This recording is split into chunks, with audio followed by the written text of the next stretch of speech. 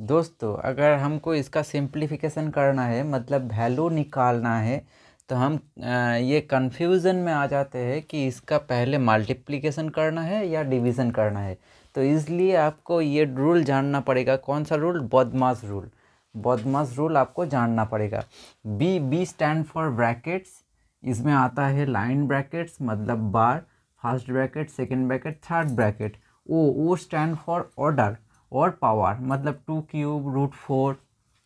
D stand for division, M stand for multiplication, A stand for addition, S stand for subtraction. मतलब आपको पहले bracket का काम करना पड़ेगा, उसके बाद में पावर और रूट का काम करना पड़ेगा, उसके बाद में डिवीज़न का काम करना पड़ेगा, उसके बाद में मल्टीप्लिकेशन का, उसके बाद में एडिशन, उसके बाद में सब्सट्रैक्शन। इसी जो सीक्वेंस है इसको मेंटेन करना है। तो इसको अगर हम मेंटेन करेंगे तो पहले आता है डिवीज़न, उसके बाद में आता है डिवीज़न, उसके बाद में आता है मल्टीप्लिकेशन। तो इसी रूल को अगर हम यूज़ करेंगे तो 42 को अगर हम 7 से डिवाइड करेंगे तो ये आ जाएगा 6 को उसके बाद में 3 से मल्टीप्लिकेशन करना है। तो 6 3 जा 18।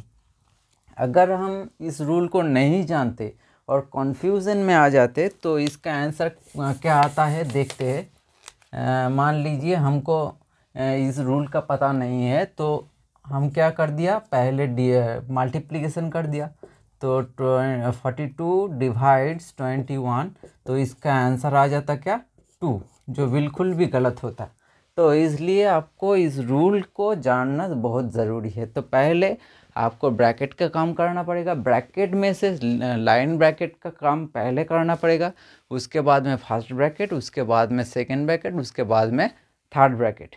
ब्रैकेट का काम हो जाने के बाद आपको क्यूब, रूट इसका काम करना पड़ेगा मतलब ओ स्टैंड फॉर ऑर्डर का काम करना पड़ेगा।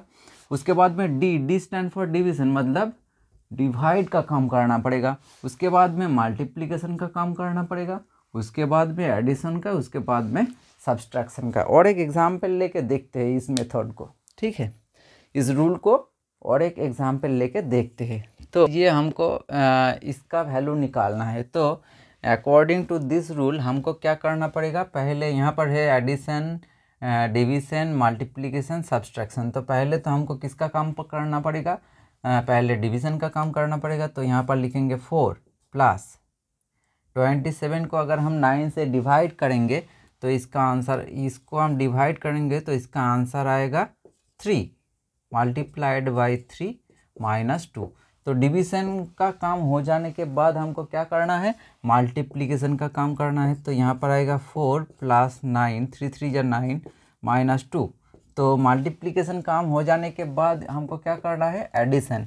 तो 4 को 9 से जोड़ना है तो यह आएगा 13 माइनस 2, 13 माइनस 2 आता है 11। और एक एग्जाम्पल लेके देखेंगे जिसमें ब्रैकेट होगा, ठीक है। आइए देखते हैं नेक्स्ट एग्जाम्पल में। तो नेक्स्ट जो एग्जाम्पल है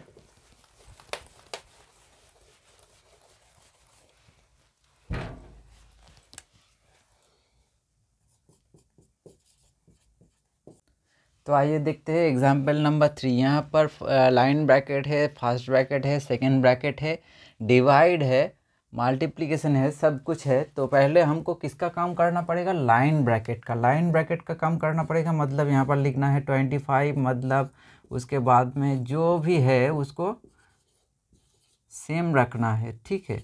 तो यहाँ पर 6 माइनस 1 मतलब 5। तो लाइन ब्रैकेट का काम मेरा हो गया। उसके बाद में क्या करना है, फर्स्ट ब्रैकेट का काम करना है।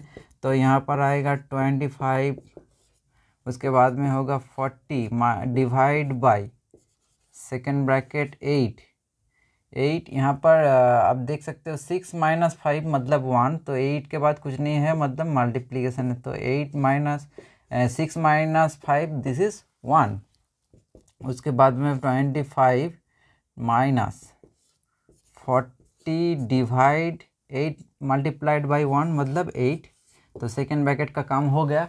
उसके बाद में थर्ड ब्रैकेट का काम करना है। तो 25 माइनस, अगर 40 को हम 8 से डिवाइड करेंगे तो ये आएगा 5। तो 25 माइनस 5 दिस इज़ 20, तो ये आएगा आपका आंसर। तो आपको सिर्फ इस रूल को याद रखना है और इस सीक्वेंस को मेंटेन करना है बस। आप किसी भी सरलीकरण मतलब सिंप्लीफिकेशन का वैल्यू आसानी से निकाल सकते हो विदाउट एनी कन्फ्यूजन। आशा रखते हैं कि आज का ये एपिसोड आपको अच्छा लगा होगा, और जाते जाते अगर जीतना है तो सीखना है। Good bye.